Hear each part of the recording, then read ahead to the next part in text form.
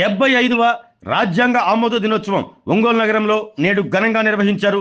HCM college వద్ద గల doctor BR Ambedkar విగ్రహానికి ఒంగోలు శాసనసభ్యులు దామచల జనార్దన్ రావు, మాల కార్పొరేషన్ చైర్మన్ పెద్దపూడి విజయ్ కుమార్, జిల్లా కలెక్టర్ రాజాబాబు, అధికారులు, దళిత సంఘాల నాయకులు పూలమాలలు వేసి ఘనంగా నివాళులర్పించారు.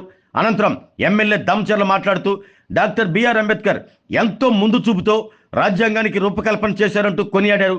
ప్రభుత్వాలు మారుతున్నప్పటికీ రాజ్యాంగంలో ఎలాంటి మార్పులు చేయకుండా కొనసాగుతున్న విషయాన్ని గుర్తు చేశారు.